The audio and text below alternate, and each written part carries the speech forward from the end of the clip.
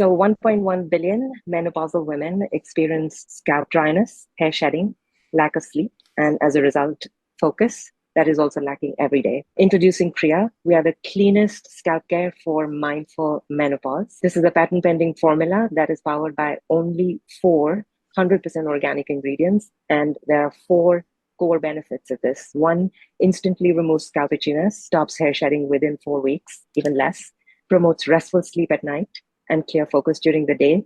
And a fun fact, I found the formula in my late father's diary, who was a biochemist, amongst many other things. Our total addressable market is 30 billion, and our obtainable market is 150 million in the next 4 to 5 years. And the way for us to start that is in NYC and LA through online sales as well as salon distribution, and then also through wholesale, through boutique hotels and spas. It's sort of exclusive distribution, especially within the US and the Caribbean. This is how it works. So this, as I said, is a patent pending extract.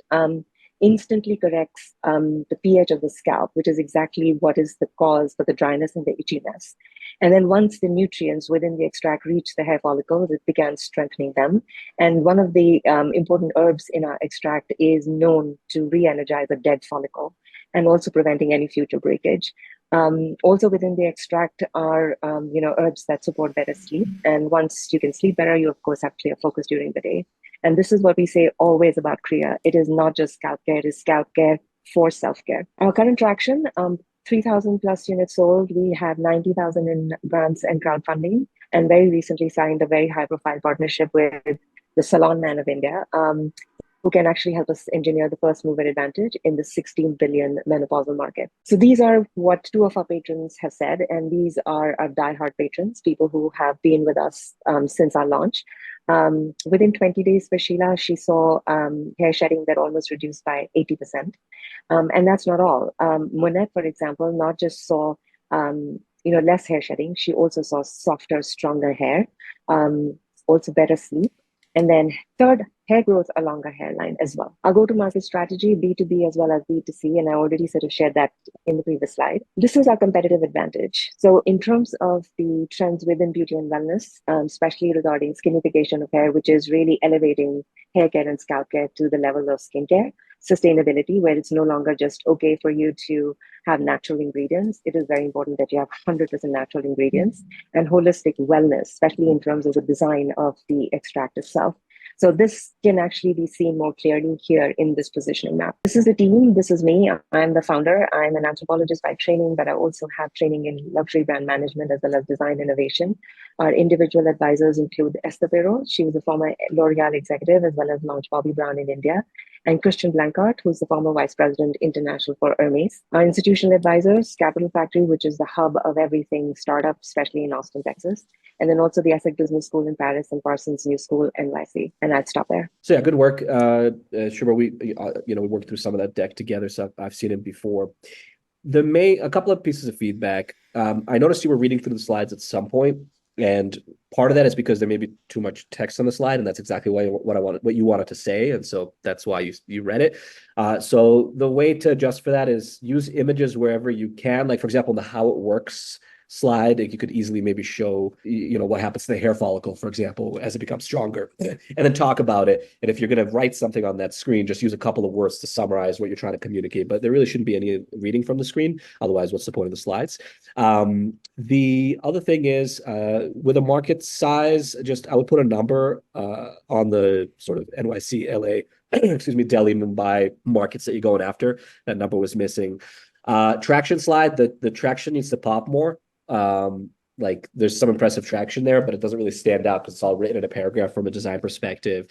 And then on the competitive advantage side, I think there's just a missed opportunity maybe to talk about how much more important it is to use a product like yours, because products like Rogaine may have negative side effects, right? Versus a natural product that doesn't. And so there's an opportunity for you to position your product against the alternatives in the market that could actually be really negative to the health of the user. So that's just a couple of specific points that I have for you. Yeah, no, I totally agree with Vadim. Obviously, I very, very top of my notes here was more visual, right? I really think, it's exactly what you want to do is engage the investor, the customer, your target market.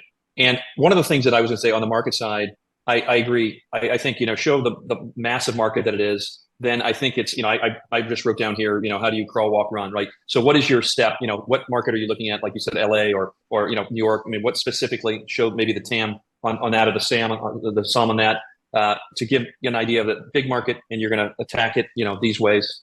And then also, again, how it works, more visual. And on the GTM, I know that launching a retail brand, in my mind, is very expensive. So I think that, what I want to understand of the GTM is, how do you, as an investor, how do you de-risk it? Or how do we, again, my big words are crawl, walk, run, right? How do we start where it's not going to cost $100 million to launch the product everywhere?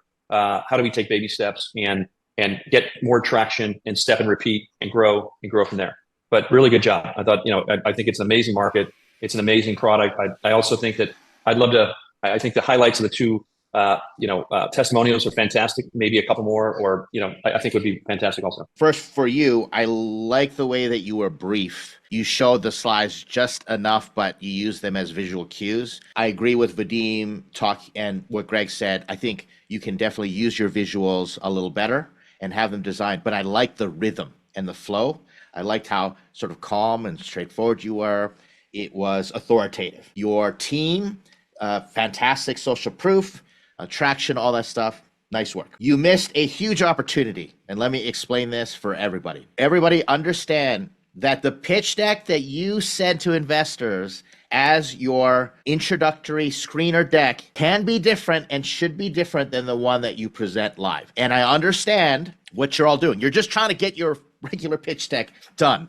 And I get it. And you're trying to learn how to present it. But then also the format. Shubra missed a huge thing, a huge opportunity, which made me jump out of my seat because I thought it was so cool. But then I was like, we could have done it. So here's what she could have done. She could have said millions of women, and had that stat, and I like the way we just got in the pain, deal with this scalp issue, menopausal women, all those things. And I talked to them, and this is what they're dealing with. Itchy, they can't sleep, and all that stuff. And you know what's crazy? Let me show you a picture. And this is my father. And I was flipping through his diary, and there was that formula right there. And you walk through the picture, and I started exploring it, and then we tested it. And then all these women were like, thank you so much, Dr. Shubra, for solving this problem. Here's what they were saying. You see how that story starts to unfold. You develop that empathy. Storytelling is all about building empathy and getting the investor to be in the shoes of your customer. Start with you and shoes of your customer. And then when Shubra told that, what that said to me was like, this is a founder that cares. She has skin in the game. She has an emotional investment beyond, I came up with a formula and I just want to sell it. And I totally dig that. And that was a surprise for me, but then a missed opportunity. Moral of the story for all of you out there, get your regular screener deck done, which you send out. But if you really want to prepare, and we should be seeing an improvement, which we are every single time we do this open pitch practice, you should see improvement and get to the point where now your live pitch is different, has different slides, a lot more visual, it flows, and you go from there because they can always follow up and get the full pitch deck emailed to them, which the pictures aren't going to make sense, right? And then you can send your master deck. So understand the difference of the pitch decks. I'm seeing many opportunities. Nice work, Shubra.